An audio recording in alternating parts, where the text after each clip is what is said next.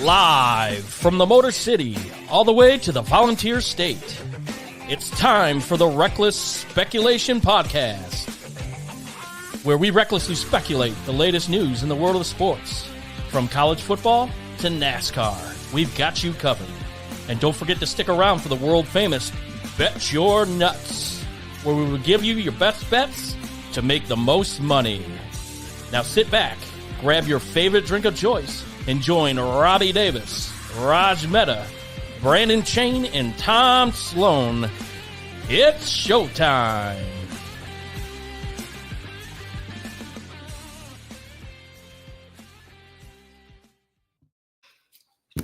Welcome, everyone, to Reckless Speculation. It is September 26th, and if you're anywhere in Tennessee, pretty much from middle to east side, it is raining now from Hurricane Helena. So a little damp out there, but it's good to be back. Football is finally back. We've been hit or miss on our podcast here a little lately, work schedules and travel conflicts with other people. So good to be here. So without further ado, let's introduce our cast. Robbie, how's it going?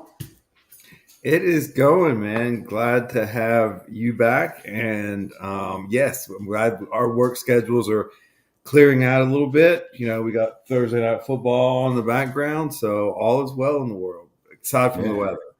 Yeah, absolutely. Yeah. Tom, how's it going, bud? Well, no hurricanes up here. Little chilly. Fall's definitely starting to set in. The leaves are turning. It's always somewhat depressing because the boat gets put away. But what's the end result? We get football, and we get to do the podcast. So all is well. Yeah, absolutely. So let's just dive right into it.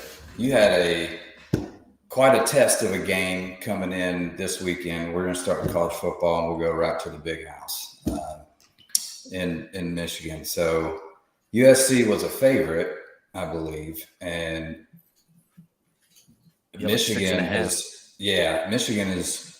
been a little sketchy to start. You know, quarterback issues somewhat, but they've got quite a good front on both offense and defensive line. What did you think about this game overall? And with only 32 yards of passing, man. I mean, what does that say about how dominant the other aspects of the game were?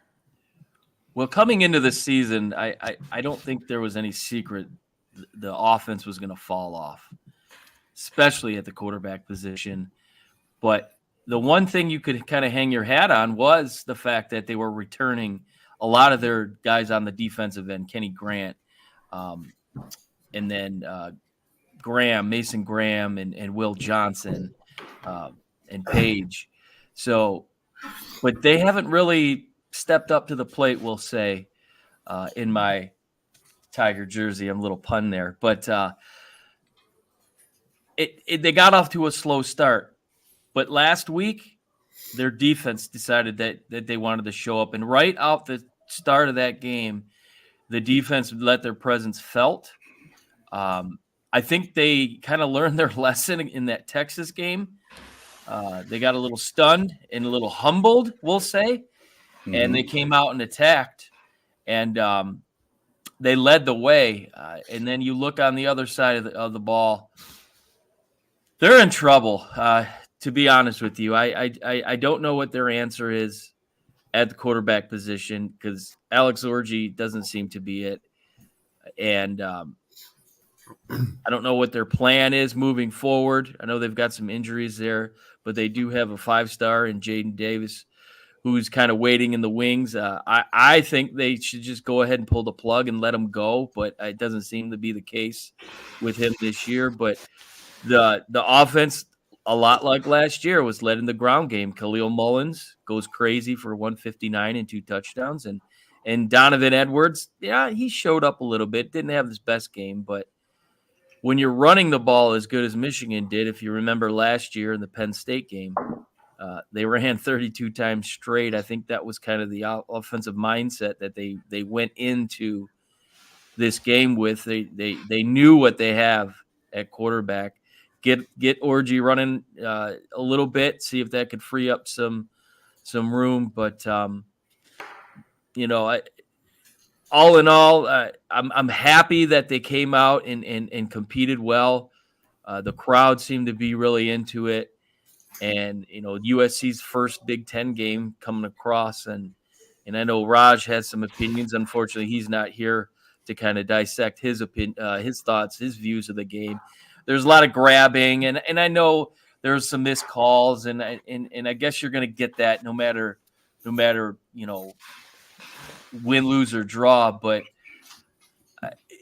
Michigan can't keep winning games only throwing for 32 yards. And down the road, I mean, a game like this coming up this week against Minnesota, they can get away with it. But some of the big ones coming up, Oregon, Washington, and Ohio State, they're not going to get away with it. But all in all, I like the way the defense competed and showed up and kind of led the way. So will it kind of propel them moving forward? I hope so.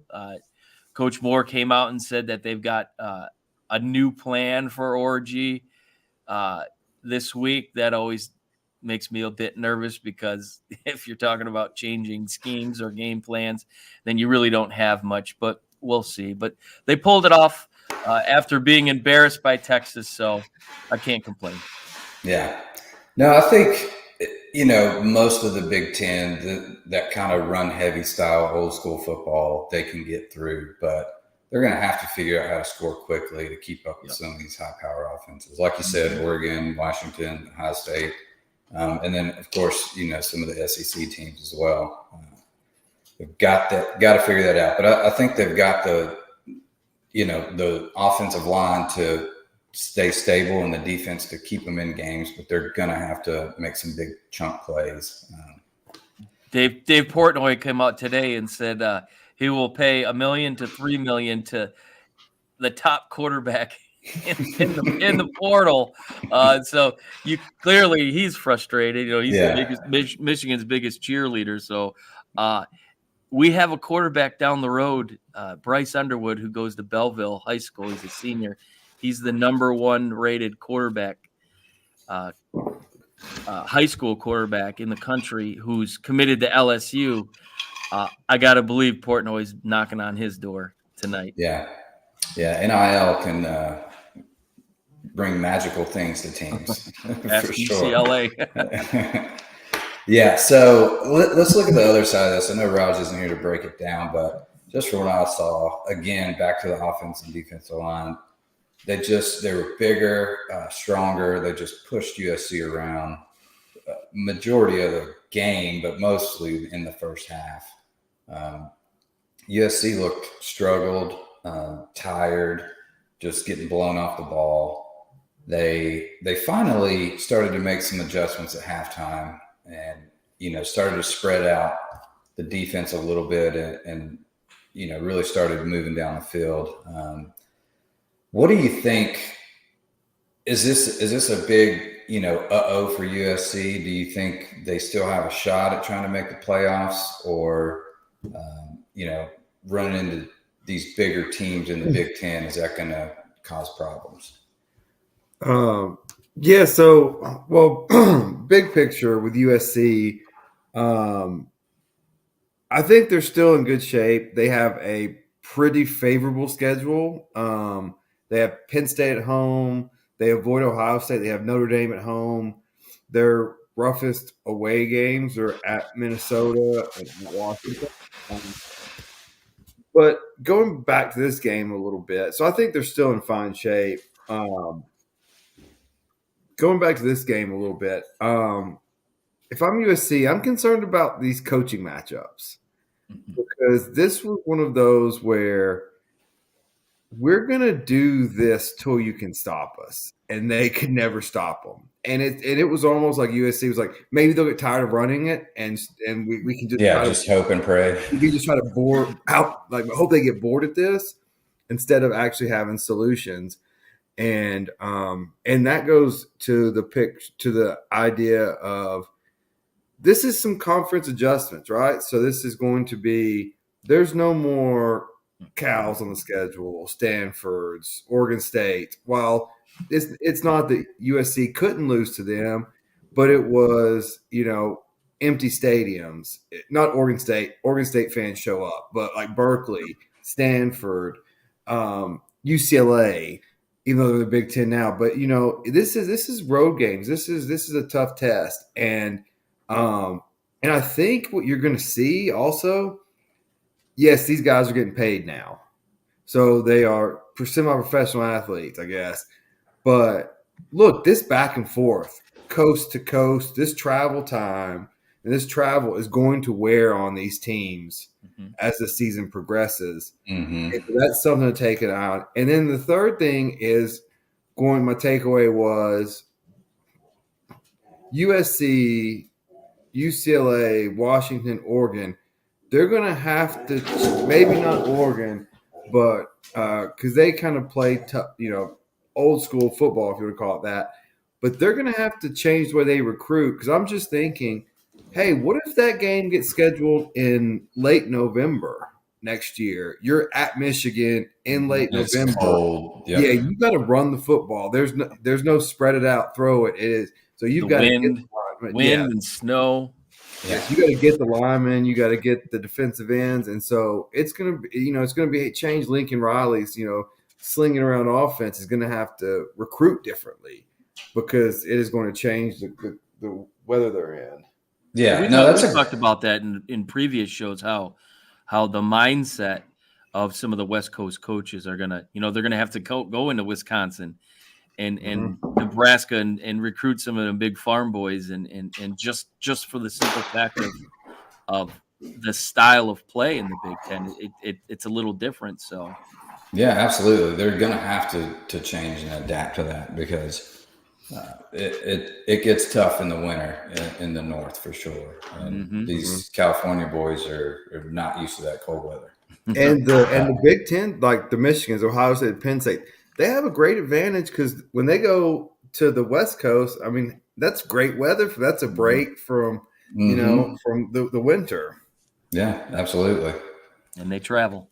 All right, speaking of road games and travel, let's segue straight into the Vols road game at Oklahoma. It looked like UT pretty much dominated this game. It was a little bit, it didn't show as much in the score as it did on the field. Nico's first road test, Rob, he was, I believe, 13-21, 194 yards and a touchdown. Okay, wasn't terrible. Didn't turn the ball over. Missing passes, not all on him. But what did you think about his first performance and test on the road in somewhat of a hostile environment? Yeah, so Heupel said after the game, and this is, Brett Venables' kind of MO. He was like, and Venables confirmed this afterwards also, like they have never ran the defense they ran Saturday. So it was all brand new on the fly. They hadn't seen it in game film. And I thought Nico's composure was great. And I thought the players handled the atmosphere really well. And my biggest takeaway was Heupel's growth as a coach. I think last year, maybe the year before, he keeps trying to throw it. He keeps, running his up, like they're up tempo, but they were set, and then made the defense just sit there and wait, and then just run the ball. And so I think in years past, because you're right, Brandon, what you said, like it didn't feel that was not a 10-point game. As far as control, as far as you were never in doubt the Vols were going to win once they got up 10 points. And so it was a controlled game. And I think that just goes to hype, like, hey, you're in a road environment, get in, take care of business, get out. We don't care what the stat line are. We just had a top 10, top 15, top 16, whatever it was. road victory. I mean, that place was rocking. OU's first SEC game. They wanted it. Heupel's homecoming, all the storylines. So I thought, Nico's first road game. I do think, and this was what I was really looking for. This was the first game that they have struggled on the road, whether it's South Carolina, whether it's Florida, Georgia, Alabama, Missouri. This was the first game where they've had the headsets. Thank you, Connor Stallions. And so Heupel was able to communicate with Nico, get the formation. And so that's a trend that I'm looking to track throughout the season. Yeah. Tom, I'm going to come to you. On this, the Sooners are ranked, I think, 28th in defense. Tennessee's defense really showed out. I think they're right now number 1 overall in total defense. With Nico, his first road test, do you think just getting this experience and getting this road game underneath his belt against he's top 28, but still he's going to face some really hard defenses coming up. I think, what do you think about this test and how you think he's going to prevail, throughout the season? Anytime you go into Norman, it's going to be a hostile environment.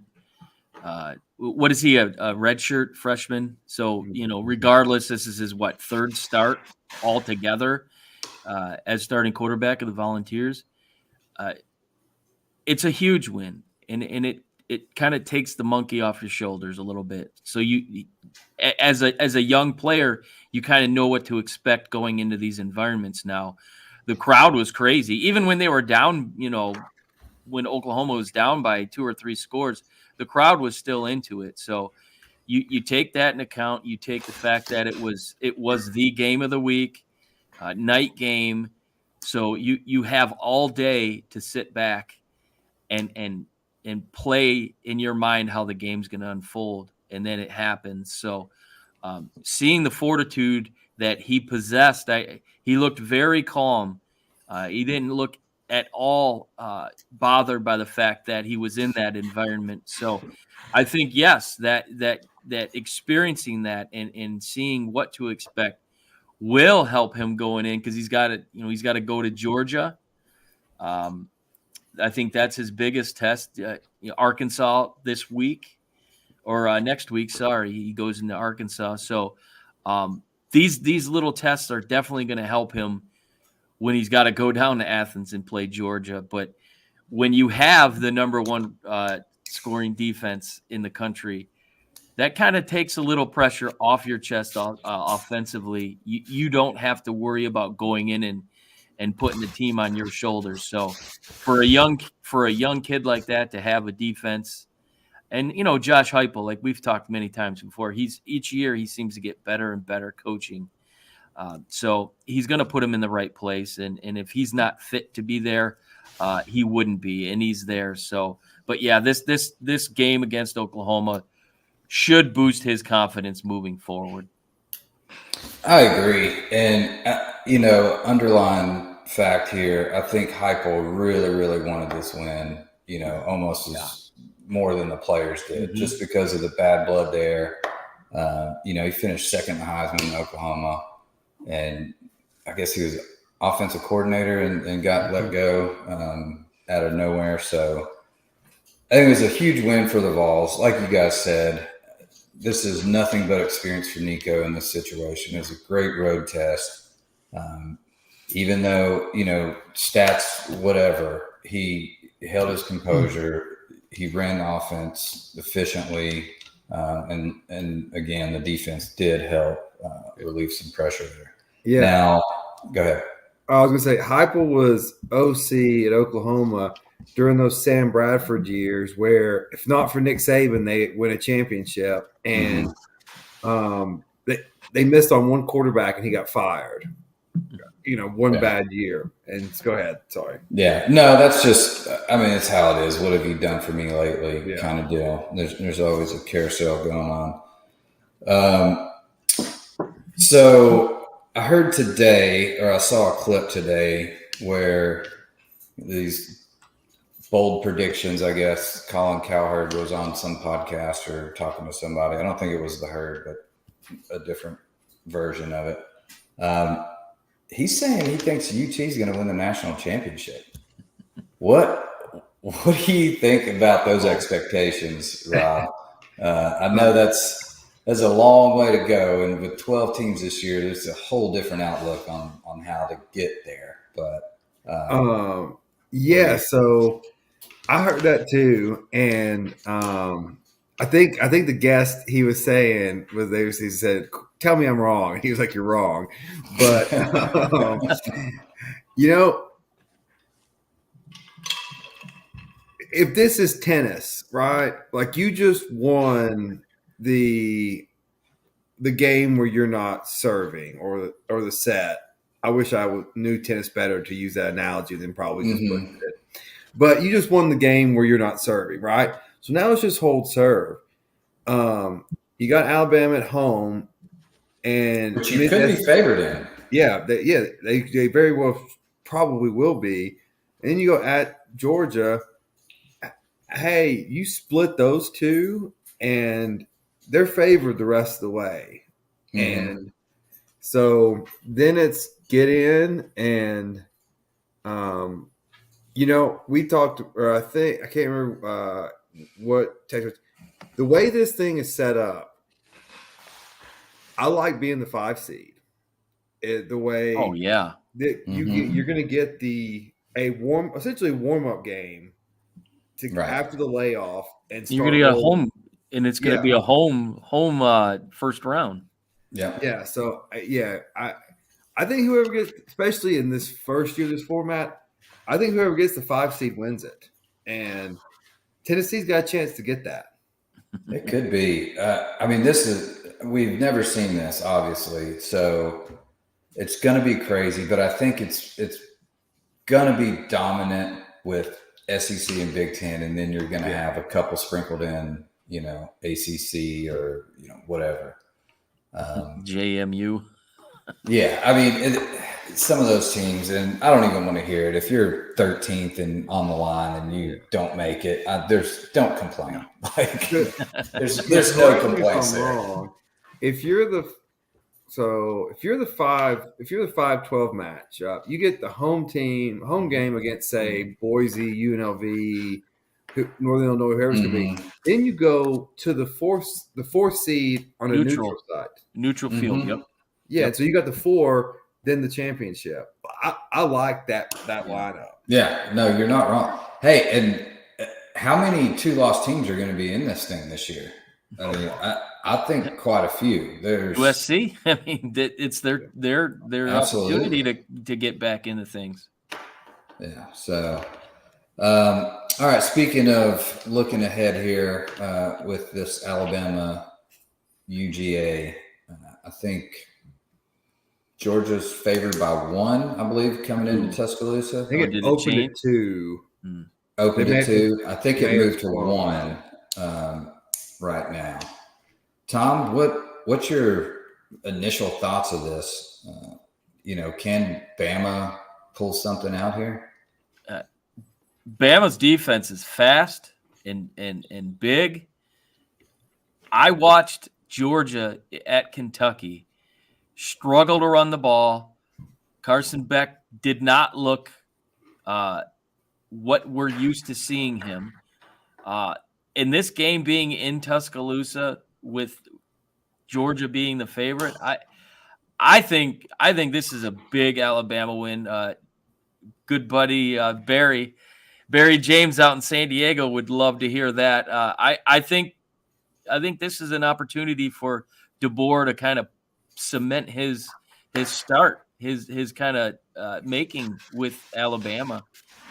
I didn't see enough against Kentucky. Yes, it was a road game, but that's a game that Georgia should have been able to go in there and dominate, and they just didn't. Matter of fact, there were times in that game where Kentucky was playing a lot better, and if not for some penalties and some turnovers, they may have come out with that game. So I like Alabama in this game, especially because it's at home, and DeBoer's going to definitely want to get his name on that record. So, yeah, I think the hinge point here for Alabama is Milroe. I mean, what can he do offensively? Because the defense, like you said, is pretty solidified. So, and what Alabama did, yeah, it was Wisconsin, but they went up to Madison, and that's not the easiest place to play.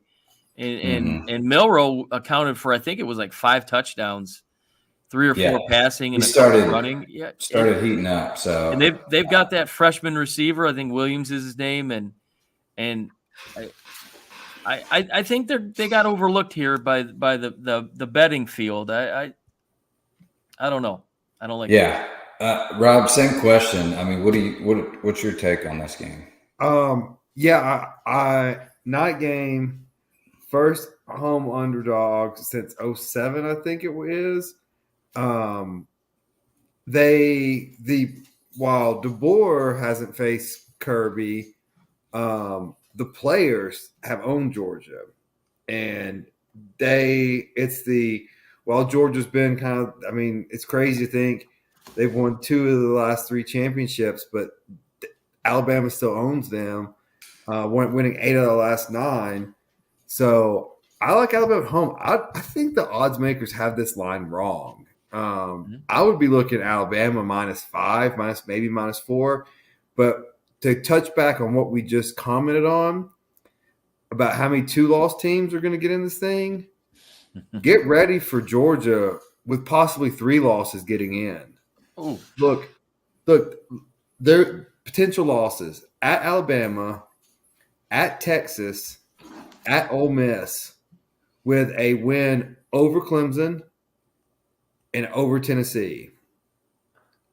That's how you're going to fault them for losing at Alabama, at Texas, and at Ole Miss. so you're already calling Tennessee loss here down the road? Oh, Is that what I'm sensing? Oh, Tennessee lost against Alabama. So you think you'll beat Georgia and lose to Alabama? No. I'm saying Tennessee. I mean, I'm saying Georgia could lose at Alabama, at Texas, at Ole Miss, 3 losses, but have a win versus Clemson and a win versus Tennessee. And so you have 3 tough road losses and at least the top 3 talented team in the country. So I'm not saying that's going to shape out, but I think we could be looking at that. it's possible. I mean, I'd put that 3-loss Georgia team in over a 1-loss Notre Dame team. Well, this team, Notre Dame. Notre Dame can't afford to lose any more games. No, the NC State game was just Northern Illinois. Northern Illinois. Sorry, that was just crazy. Yeah, but I mean, the interesting thing, both teams are coming off a bye. I wonder how many phone calls, if any, DeBoer's had with Nick Saban this week. Oh, I'm sure a lot. You know, Saban's hand's still all in the cookie jar. Oh, sure. For sure. Oh, yeah. And I'm sure he'll be there this Saturday. Oh, man, that 17-year-old kid is a freaking stud for Alabama. The receiver, I think his last name's Williams. Yeah. Yeah, that's who Tom's talking about earlier. He's really, really good. So Texas, are they the real deal? What do you guys think? Let's start with you, Tom. I know they're ranked 1 right now. Quinn Ewers has been out. Archie Manning looks like a freaking beast. I mean, it's just plug and play, rinse and repeat. I mean, offense is just unbelievable. You look at the fact that they lose Ewers, and they bring in Arch, and they never skipped a beat. Matter of fact, I think they may have gotten slightly more explosive. This is probably, outside of Tennessee right now, probably the most complete team. What they were able to accomplish here at the Big House, they came, they smacked them, and they kept smacking them and they put their knee on their neck, and they showed their dominance, and I really think that right now that's a statement win for them to go on the road and do what they did. Yes, Michigan, we've talked about it, their offensive woes, but nonetheless, they go in to a hostile environment, 110,000, and their tight end is phenomenal. I can't think of his name right now, but he's a top tight end in the country, and they just spread the ball out. That's what I like about the Texas offense. When they think you're going to stop them on the run, they're going to hit you downfield. When they kind of cover that, they're going to hit you in the mouth with the run game or the in-between with the tight end. They really don't have many flaws offensively. And on defense, those boys are big, especially up front. They plugged Michigan's run game. And when you can do that, when you can stop that run game, you know you got something going on. So I really do think right now, after the small sample size that we've seen, I know the past couple of weeks have been kind of ho-hum matchups for Texas, but they went in and they did what they were supposed to do. But I definitely think right now they are the legitimate number one team in the country, and just based on the fact that Ewers goes out and here comes Arch Manning with all the pressure with the name, he came in and just took off, and there's going to be people clamoring for him to keep the starting job, but I just don't think that's fair at this point. But it's a good problem to have. That's what I was about to ask Rob. To have that problem here in Michigan. To have that kind of problem with, two quarterbacks that could start for any team in the country. Mm-hmm. Yeah. Well, and while I'm not a big, huge person that says, hey, look at last year and this year because it's college sports, things are fluid, as fluid as they've ever been. But this Texas team last year went on the road, second game of the year at Alabama, won. They won the Big 12. They took Washington down to the wire in the playoff. Now to come, we thought that Michigan game was, Michigan's you're just not that good. They have a fall off. Well, that looks a lot different 2 weeks later. Mm-hmm. And so that anytime you go to the big house and win, it's big. Especially with even though yours has played and he's been high, it's still a young quarterback. And and that's the thing about Texas that makes them so dangerous is losing your starting quarterback doesn't affect you, right? It's not like next man up mentality. It's literally next 5 There are very, very few teams in the country that can, recalibrate with their backup quarterback and still, be sufficient. And if you look at this day and age of college football, when you can plug in another 5-star who's got probably a 7-figure NIL deal, the fact that he's still there, 2 years later, he's still there when, the noise was, hey, he should transfer somewhere to get an opportunity, but he stayed. That speaks volumes for the program. That's what I look at. It does. I think it also speaks, just his upbringing and class. Like, for one, he doesn't need the money. I mean, no. Look at his family. So NIL has no effect on this kid. Mm-hmm. He's always wanted to play in Texas. That's been his dream. I think there are huge advantages in being able to sit back and, bide your time and learn the offense and really, really learn. Yeah, just like in the pros. But, and Quinn Ewers is a great I read something about how close those two are together, and he mentors him and they go back and forth. I think it's a really good situation for him, and obviously he can step in and play at any time. And I think they still said Ewers is still going to be the starter, but regardless, I mean, what a problem to have, right? Yes, no question. Well, and this is kind of always what you feared Texas could become, right? Mm-hmm. You get them out of the Big 12, because that was the thing. All the SEC schools could always recruit against Texas by saying, "We're in the SEC. Do you really want to go play road games at Kansas State? No, you don't. You want the limelights every game." now Texas can. Yeah, we got that. Well, and they've always been, fairly decent sized in Texas, but I think they've gotten a little bigger in the front side too. More SEC-esque or Big Ten-esque, and their lines look good. They're fast. They're big guys, and it's a very well-rounded team. Like you said, I agree. I think it's the best team, most complete team in the country right now, for sure. But the I guess the distance between 1 and, if I'm looking at the rankings right now, 1 to 5 and maybe even 6. I mean, it's close. Yeah. Ole Miss is playing out of their minds, and so I think for once there's no clear cut number 1. Yes, Texas has kind of asserted themselves, but the drop off from 1 to 6. I'm not sure if Miami's there yet. I think they're very promising, but 1 to 6, definitely you could easily make a story for why any of those teams could be number 1. Well, to your point, after this weekend, we probably have a new number 1 team, right? Whoever wins the Georgia-Alabama game. Yeah, it's very possible. Possibly. Yeah, I mean, again, that 1 through 5, it's going to come down to matchups and coaching. And that's going to determine who jumps who in each week or whatever. Because the talent, all of them are very, very talented and, deeper teams. So it's going to be a fun college football season. We're I guess 2 years into this NIL stuff. Yeah, the rich are getting richer. Mm-hmm. And then UCLA.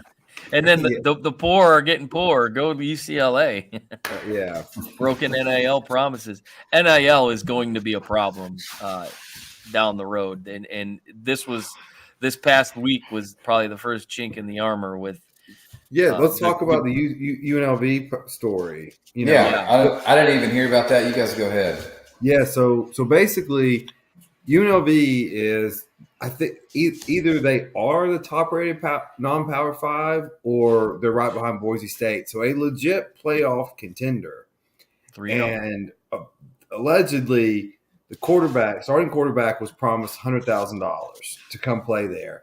He has gotten, I think, $20,000, and they essentially said they're out of money. We don't have the rest of the $80,000. And he's like, "Well, I'm done. I'm not playing." Mm-hmm. So he has just essentially said, "Y'all are on your own. You promised me this. I'm not playing." And so, is this going? Yeah. So is this going to be, a trend? I heard some things like, what happens if, say Ohio State, Michigan, Tennessee, you're in the playoff week for a playoff game. You're saying, "Hey, we're not playing unless we all get another $500K." I think that's all worked out in the front end, though. And in this case, there's got to be some kind of contract or something where you sign. There was nothing it was a verbal. Nothing was done on paper. And I just don't understand. It's Vegas. How could you not get 2 or 3 people to come up with $80,000 to pay this guy? Yeah. No, I'm just saying. I think that might for these guys. That might wake up some of these people to make sure stuff is in writing. Oh yeah. But again, on the flip side, you won't be able to come in and say, "Hey, I want another $500,000 or I'm not playing," because I guess you could technically, but the contract. Well, the thing that I look at in this situation, here's a kid. He's 3-0. He's led his team. He's a big percentage of that offensive game plan, and he quits on his team because, he may have been wrong, but somehow that could have found its way. Go back a few years ago where no one got paid legally. You got your payment was an education. So you look at the character now of this kid that just said "F you" to all those teammates of his who they're rolling 3-0, and nope, I'm done because they didn't follow through what they promised. I would be cautious as a coach recruiting that kid just by that fact alone. Well, extremely 100%. Short-sighted on the kid's part. Like, hey, Yeah, you got at that point you got to chalk it up to a lesson learned. I'm transferring after this season. I got screwed over, but I guarantee you, he just cost himself more than Oh, $80,000 in the NFL. absolutely. Who yeah. wants to take someone Yeah. like that that's just narcissistic and selfish and doesn't care Yeah. about his team, not a team player? That's the whole problem with this NIL thing. Like Yep. you guys said, like it's ruining the character and the heart of these players. And the transfer portal on top of that is just, And you're seeing it in the gameplay too. yeah. You're seeing these kids playing not for pride anymore. They're taking plays off, and I That's why I was saying I give a ton of praise to Arch Manning because of him staying. He knows he could go to any other college and be a starter right now, just from his name alone. I mean, the talent's there, but Well, there was I don't know if y'all are watching I think it's Netflix, the Aaron Hernandez, maybe it's FX. It's FX and Hulu, the new Aaron Hernandez show, but it's portraying Urban Meyer, like, oh yeah, recruiting him, like, like, oh, we're care for your son so much, blah blah, and then he gets to camp and it's like, well, I'm now Coach Meyer, I'm not Recruiter Meyer, and he's like, that's how coaches were forever, and now, and that's why, like, Coach K, like Saban, like all these guys are getting out of it. It's like, I want to be a football coach. I don't want to be someone's best friend all the time. And like, you just have to baby them so much now, like, because they can just leave. Like you sit them out a game or whatever, and it's like, oh, he's going to transfer, or he didn't play this year because there was somebody ahead of him. Yeah, not getting my touches. Yeah, it's just not a good situation. It's not. And a lot of the kids that suffer are the younger and high school kids coming out, because you're getting a lot of transfer portal recruits harder and proven film and and they're also seeing what the next level kids are doing, and they're beginning to develop this form of entitlement, which ultimately is going to affect the gameplay down the line. Yeah, absolutely. All right. Well, let's that'll wrap up our college football talk. Let's slide into the NFL.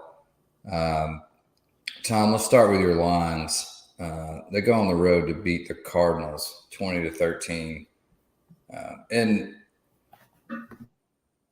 it wasn't a dominant game, but I think the Lions pretty much really shut down Kyler Murray in that offense, which has had the previous week was really hot. Him and Marvin Harrison were finally connected, and they looked really good and had some really good momentum coming in. Just break that game down. What were your thoughts on it? Well, coming out to the start, offensively, I think Detroit's game plan was pretty much to do the opposite of what they didn't do last week against Tampa Bay. They came out fast. They mixed it up. They had a really nice hook and ladder, which you don't see that very often in the NFL game. A quick out to Amon-Ra, who flipped it back to Jahmyr Gibbs, who ran it in for his stat line. I saw was what was it? No receptions and but 20 yards receiving and a touchdown. Like the very odd stat line. But as the game progressed, they kind of fell back into the way that they played the previous 2 weeks. They really tried to force the run when Arizona was doing well preventing it. So Laporta goes down with an ankle. He's still considered day-to-day, but he hasn't been right. And but defensively, they looked really good. They put a lot of pressure on Kyler. And the one aspect of this game coming in that I was worried about was the fact that Baker in week 2 had no problem scrambling out of the pocket. When the pressure came, he was out of there. And Kyler Murray is definitely a more athletic quarterback than Baker Mayfield. And Detroit was able to, for the most part, kind of harness him. They put a spy on him. They kept him in check. They didn't let him beat him with his legs, and they forced him to beat him with his arm. And you can get away with it with with Kyler because I don't think he's the most accurate, especially on the run. And they had him scrambling, and I got to hand it to the secondary.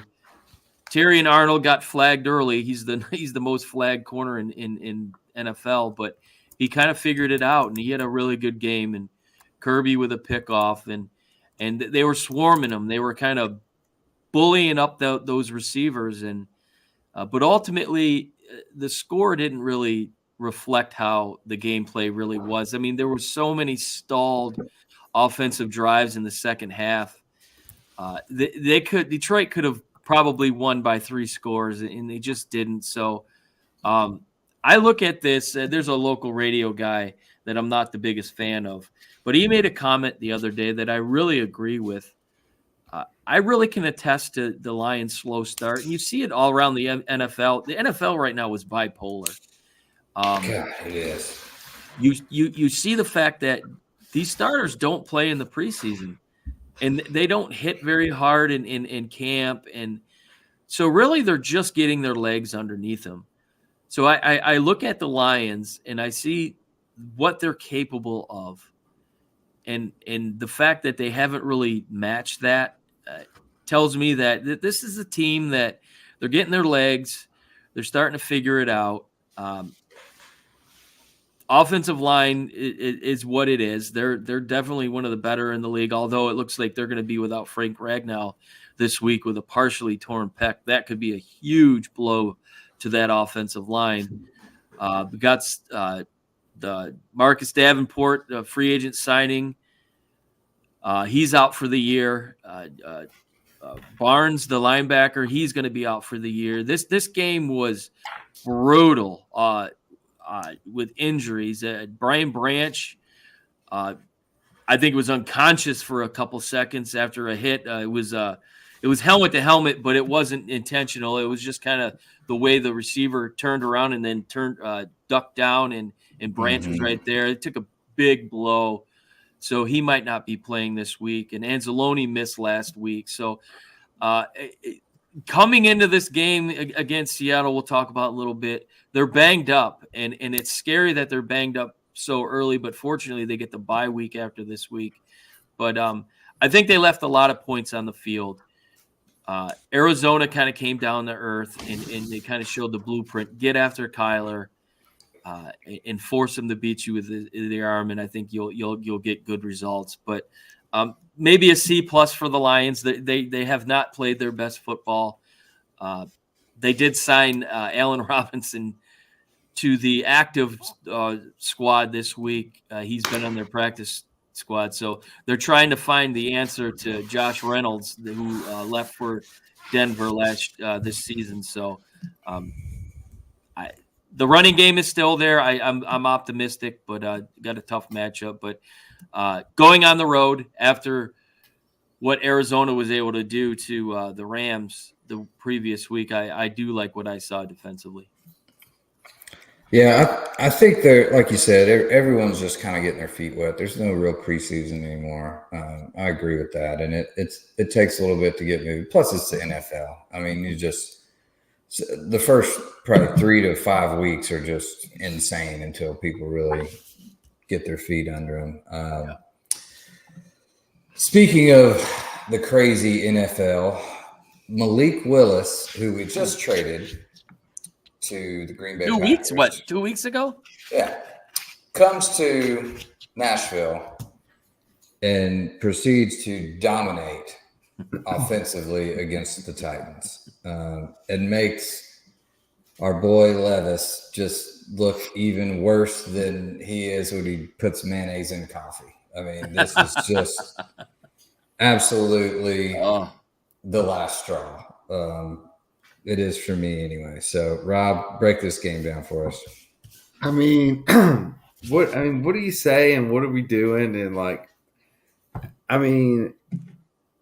we run a boring offense again, and the one thing you can't do if you're boring and not creative is turn the ball over. And Levis has 5 turnovers through 5 interceptions through 3 games.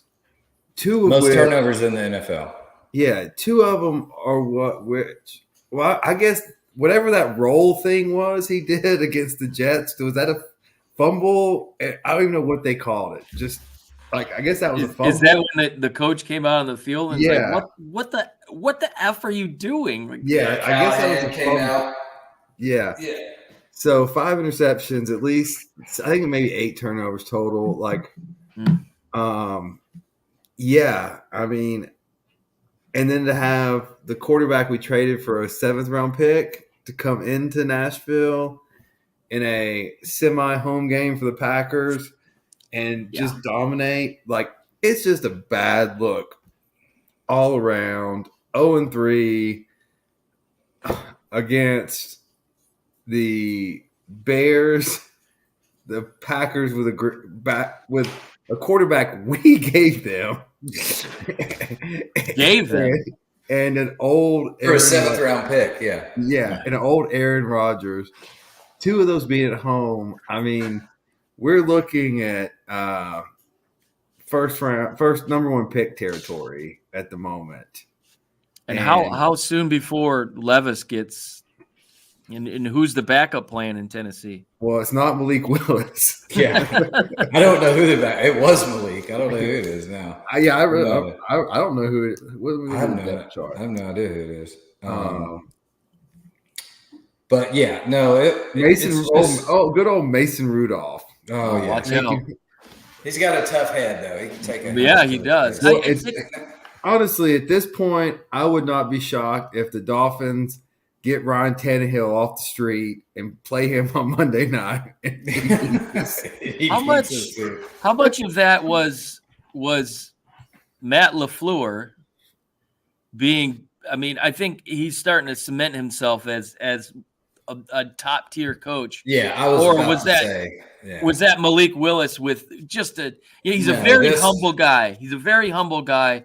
And I think the media was trying to, get him to say something like, "Oh, I'm coming in here," but he was like, "No, man, no hard feelings." And talk this about comes Vegas down to coaching 100%. Yeah, and talk about Vegas missing a line. I was like, "What? Why are the Titans favorite in this?" Yeah, this comes down to coaching 100%, because if our talent evaluation was Levis is better than Willis.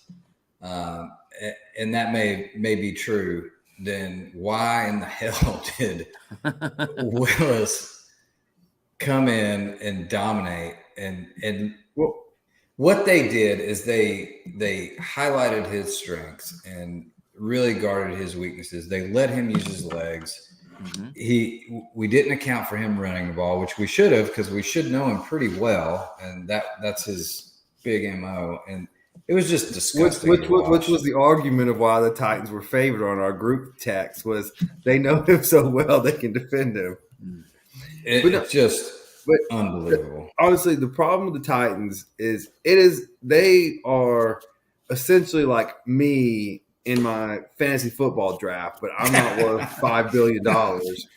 Look, with both Willis and Levis, 31 other teams had the option to draft them, and they say they are not a starting NFL quarterback. Mm-hmm.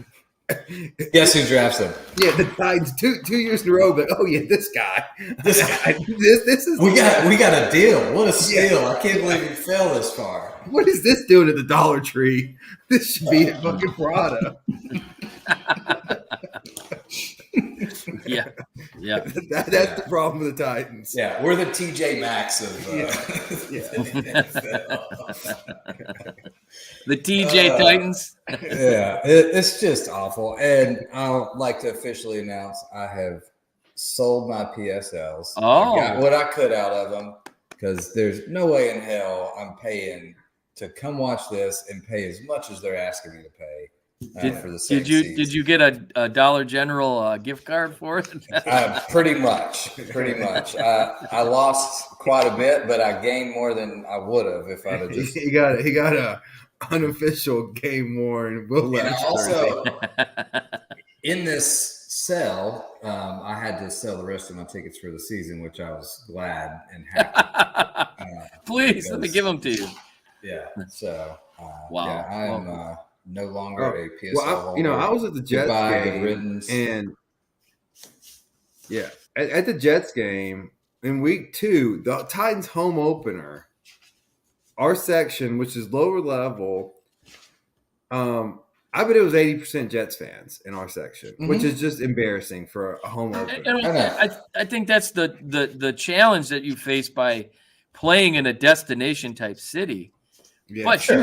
you have to put a product on the field that your own fans That's the thing. want to come to. Nobody wants to go waste an entire day, doing that and going to see that kind of product put out there. And the decisions in the front office they keep making have been, very terrible in my opinion. I think the majority of the fans would agree as well. And now they're trying to build this new stadium and ask just a tremendous amount of money for new PSL seats. The loyal fans get screwed here. I've been PSL holder since 2004. It's just absolutely ridiculous. I'm not going to pay to see that. Well, not only have the Titans lost me in would I ever spend money or at this current, it's not ever, but I wouldn't spend money to buy a ticket right now. They've also lost me as an audience, right? So I would always say, all right, Titans game in the early window, then I flip to red zone.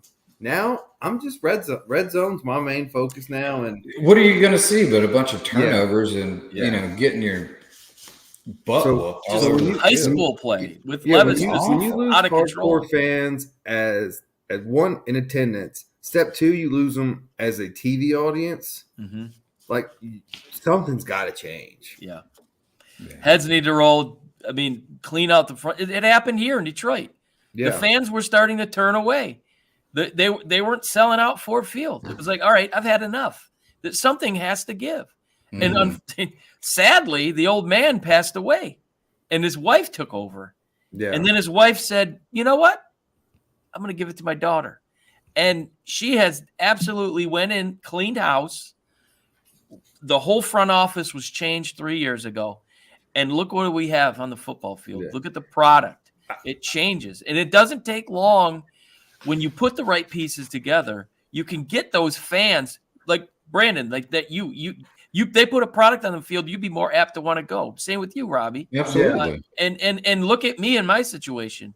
I was never going to ever buy season tickets for that team. I'm a second-year season ticket holder because I believe in what they've been able to do in the front office to lead the play on the field, the right decisions that they made. So it can be done. They just have to pull the trigger and do it.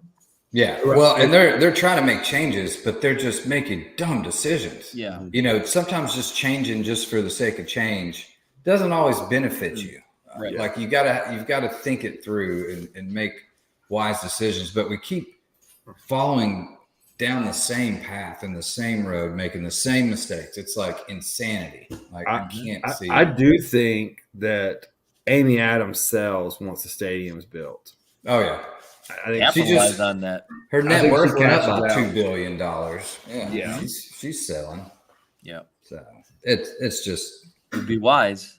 Titans have always been, 50-50 away fans most of the time, or half the time lately it's been 60-40 away versus home fans.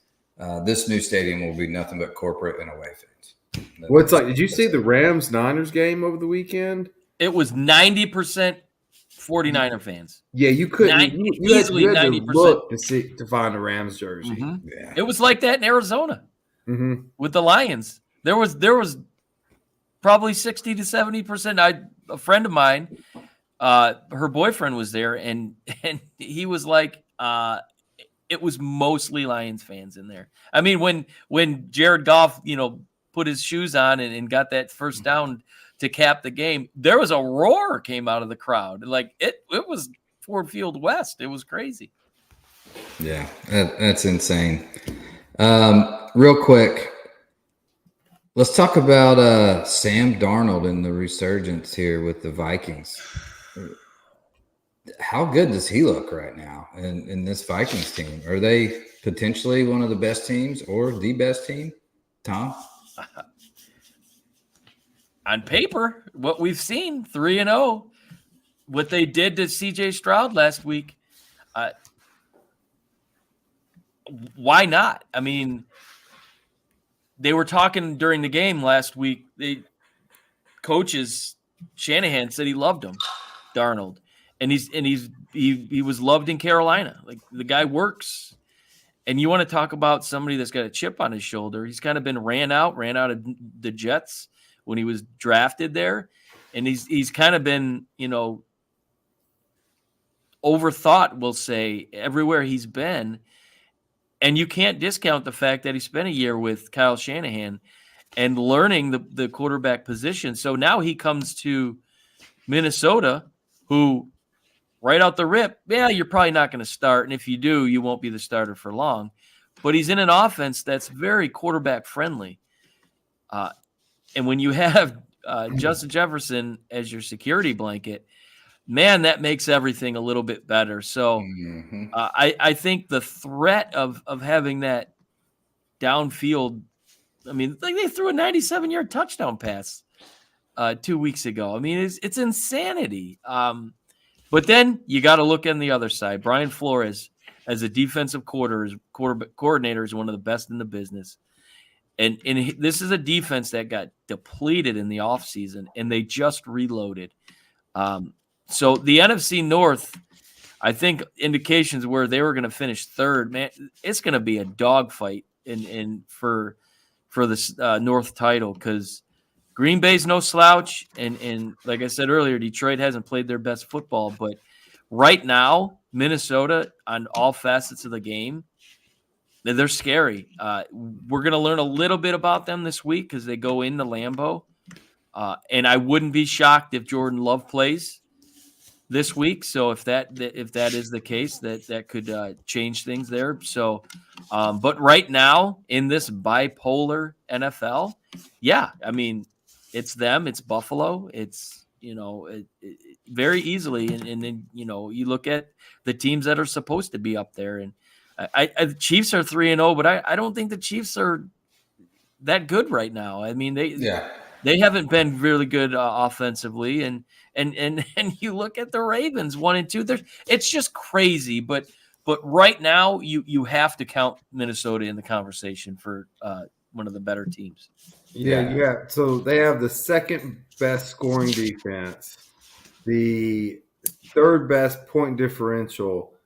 The two most important games, as it looks right now in the NFC, are the two matchups between Minnesota and Detroit. Mm-hmm. Those look like the two best teams in the NFC, and who gets home field out of those two may end up representing the NFC in the Super Bowl. Mm-hmm.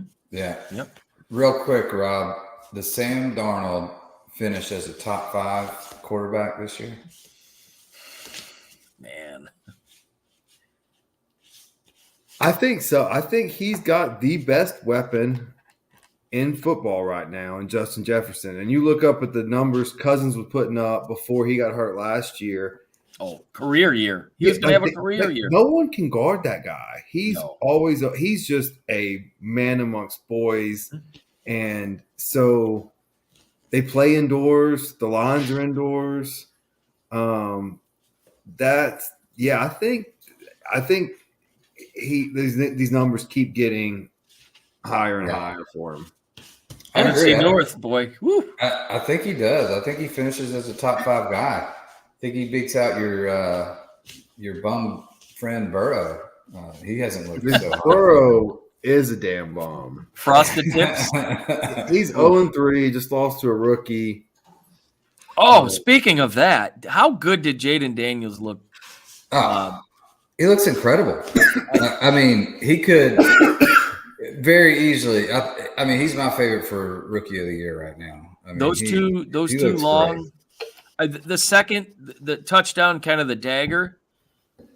There was no communication. That was almost a blown play. They barely got it off, and he threw it down. I mean, you couldn't cover a guy any better than that. And I mean, it's perfect coverage, and he just dropped it in like his first touch. And he is no ill effects of the knee. He's proving why Florida State was where they were when he was healthy last year. I mean, he was kind of putting them on their back. He was at LSU. No, LSU. I'm sorry. You're right. Yeah. Disregard that. But, he's a weapon with his legs. But, man, when he's throwing passes like that, watch out. He's been good. Yeah. Speaking of LSU, how in the hell do they only have 3 championships in my lifetime? Like, talk about Justin Jefferson, Jamal Chase, Joe Burrow, Nick Saban. Yeah. So much talent. That's that place. All right, let's keep it moving, guys. We're a little over an hour. We'll try and wrap this up here fairly quickly. We're just going to do a little preview of our teams here. Rob, we'll start with you and our not-so-beloved Titans at this moment. Coming into Miami, this is our bad game of the Monday night preview. Titans are +1 against Miami with no Tua. What does that have to say about the Titans? Yeah, can the NFL not flex this into send them back to Sunday at 1? Is there not? Who wants to watch this game? Well, the Detroit-Seattle ratings are going to go through the roof after this one. Yeah, I mean, absolutely. Yeah, all right. I mean, maybe play a Will Levis dumb play drinking game if you want to get a little saucy before the other game starts. I don't know why else you watch this thing. Yeah, exactly. Who do you got winning? I mean, Miami's playing a backup quarterback. We lose to backup quarterbacks. Give me Miami. Love it. I'll take the same. All right, Tom, let's go to back to Ford Field here. Seahawks coming in. Lions are favored 3.5, which standard home field advantage is 3, so they're getting a little bit of a nod here. What are your thoughts here? Who do you think wins this one? The Seahawks have beaten the Lions the last 5 games. The last 2 years, it's affected their overall, rankings, we'll say, positioning in the NFC. Specifically, 2 years ago, they lost. They missed out on the playoffs. Last year, they lose, and it kind of cost them the possibility of a 1 seed. They've had this game circled on their schedule as somewhat of a redemption game. It's Monday night. They're back home after a win to get that kind of that dirty taste out of their mouth after losing to Tampa. I think you're going to see a little bit more wide open play. Obviously, I mentioned Robinson has now been signed to the active roster. I think they're going to open it up. To me, this is a very heavy Jameson Williams game. He's proven he can handle it. He can handle the workload. He got the workload really heavy in week 1. So if they can open it up, that only makes the running game that much better. The thing that scares me, like I mentioned, probably not having Ragnow. And Graham Glasgow left the game last week, so their offensive line is a little bit depleted. So they're going to need Jared Goff to step up. And with Laporta ailing a little bit, I'm not sure about his gameplay, but I think the offense kind of gets under themselves finally this week. It's loud at Ford Field Monday night. That's going to be a big factor. Get to Geno. Don't let him beat you with his legs like they did last week in Arizona. And I think the Lions can win by, 2 field goals or a touchdown. Like it. Will you be in attendance? Yes, I will be there. Awesome.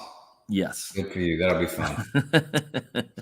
I did not go to the Tampa game, and I said I can't miss any more games because they're going to lose. So I'm not missing any more games.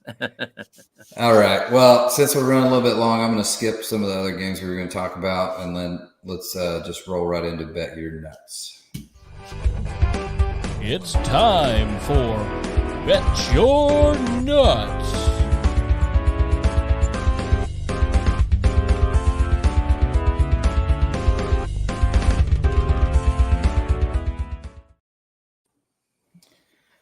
All right, boys. I'm going to start this one off. I'm going to go to the NFL, and what we have is quite a matchup on Sunday Night Football with the Bills and the Ravens. But both teams have shown signs of not greatness necessarily, but pretty high-powered offense. More the Bills than the Ravens, but Derrick Henry has been quite a beast for the Ravens, and what an addition he's been. Another great move the Titans made. But I like the Bills here. They're plus 2.5 coming in, and man, Josh Allen's on fire right now. Give me the Bills 2.5. Rob, you go ahead. One, I've never heard anyone be so reckless with bet your nuts that you start off with, I'm going to the NFL. Right. I know, right? That's crazy. This is reckless speculation. Baby. Yes. Let's go. So I got a lot that I'm liking this weekend. Quick rundown, I'll give you my actual budget. Look, love Fresno State plus 2.5. UNLV's in disarray. I love Kentucky plus 16 at Ole Miss. Ole Miss first test. But I'm going to stick with my bet your nuts where we talked about a little bit earlier. Alabama is plus 1, plus 1.5, depending on what book you're looking at. Give me the home team in that game, a night game in the SEC. It's going to be rowdy. Everyone's going to be watching. So what you're watching, you might as well have your money on it. So give me Alabama plus the points on Saturday night. Like it. I'm going to go down to Tampa where the Buccaneers bad loss last week against the Bo Nix led Denver Broncos. Philadelphia's coming in. And here's a team I talked earlier about, bipolar, haven't really, the big teams that we're used to seeing win haven't really showed up. Tampa's a 2-point dog in this one. I do not believe in Jalen Hurts. I think he's regressed mightily in the past couple seasons. And with Devontae Smith out, A.J. Brown's got the hamstring that's kept him sidelined the last 2 weeks. I think this is a game where Baker kind of figures it out, uses Mike Evans a lot more. The defense is going to show up, put a lot of pressure on Hurts, shut down the run game, and I like Tampa to cover and win this game against the Eagles. All right. James Thomas is he's our resident Braves prognosticator here. Braves against Kansas City, and James, this is important for me because heading into this series, Kansas City's tied with the Tigers for the second spot in the wild card, where Kansas City's playing your Braves in Atlanta, and Detroit gets the luxury of the soon-to-be worst team in the history of Major League Baseball coming into Comerica, which I'll be in attendance at Saturday, the Chicago White Sox. So big. I'm pulling big. I might have to pull out my Braves hat this weekend for that one. Pulling hard for the Braves. So, yes, I'm on you on that one, buddy. All right. Well, that wraps up our Bet Your Nuts. Let's slide into final thoughts here. Final words. Sorry, it says final thoughts on my sheet. I wonder who typed that. Yeah. I just read what the teleprompter tells me. It's the scrap man. That's right. I'll go ahead and go first real quick. I'll stay on my soapbox about the Titans. And, man, what are you guys doing? This is just ridiculous. And this is the worst possible timing to put on a product of this magnitude or lack thereof. It's just awful to watch. And then you want to ask me to pay that much for a new seat and barely give me anything for my loyalty over the years. It's bittersweet to sell the PSLs, but man, Red Zone is so much sweeter sometimes. So it's changed the game. I may go back to just being a player fan and not having a home team necessarily. So we'll see how it goes. And I hate to say that because I'm pretty damn loyal, but man, it's really hard to be. So that's my final thoughts. Robbie? Whoever wants to go. Yeah, my final thoughts. Obviously, what's going on down in the Panhandle and the coast, and we're getting it already up here. So, just people, if anyone's listening, don't try to outsmart yourself. Get out of there. Stay safe and listen to what officials are telling you. And it's looking bad, and it's looking Katrina-esque. And so just hope everyone, can rebuild and repair. Yeah. Well said.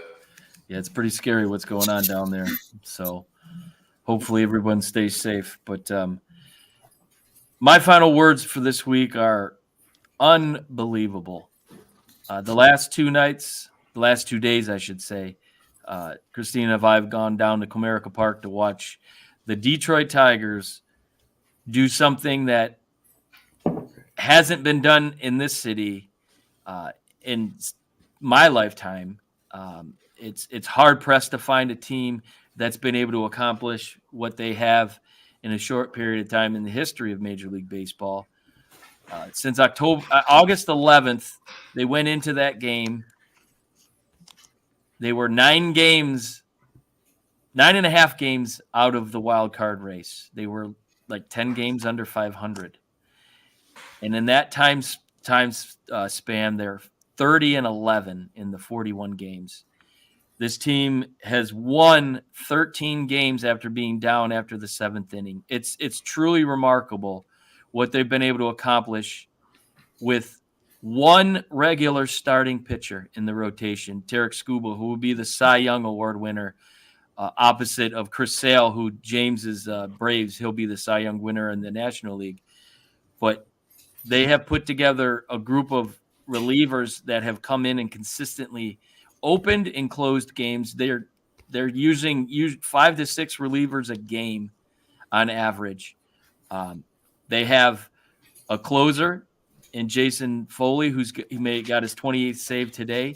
It's just remarkable. Average age of the lineup is 24. They're the youngest team in baseball. And they did something the other day, which was pretty much a head scratcher. They DFA'd one of their more heavily used relievers and brought up Jackson Jobe, who was a first-round pick in 2021, who this season started at West Michigan, single A, and now he's in the middle of a pennant chase with the Tigers, the big league club.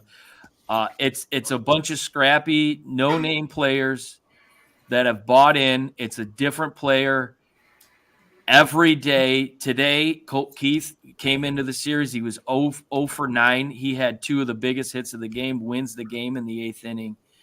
It's a team led by A.J. Hinch, who won a World Series with the Houston Astros with young farm-raised talent. And it's awesome.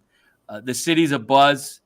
It's good to see not just the Lions getting success. So I'm a huge Tiger fanatic. I mean, baseball is my heart, and I'm loving every minute of it. It would have been great to have Raj here to spitball some baseball, but it's exciting what's going on in Detroit. And like I said, I'll be there Saturday. We bought standing room tickets because it looks like that might be the day they clinch their spot in the postseason. And oh man, it's just awesome. And your boy may or may not have just went and bought a mini season package for next year. I have bought it. I love it, and it's fun to watch. This team they're calling them the gritty Tigers. So and the Lions have kind of started pushing their way too. So it's awesome. I love it. Go Tigers, eat them up. How the tables have turned. Nashville is now the old Detroit Lions. Detroit City is all the buzz. So, yes. Yeah. Yep. And after the show, Brandon and I are going to try to guess who's in the baseball playoffs. I'm going to say the Braves. Not yet. They're on the outside looking in. Yeah. They could be after this weekend. All right, guys. Good show. Good to be back. Thank everyone for tuning in. If you did, or if you catch this later, thanks for listening. We are Reckless Speculation. Like, subscribe, follow, all those things. All the things. Absolutely. See you guys. Thanks. Thanks for listening to another episode of Reckless Speculation.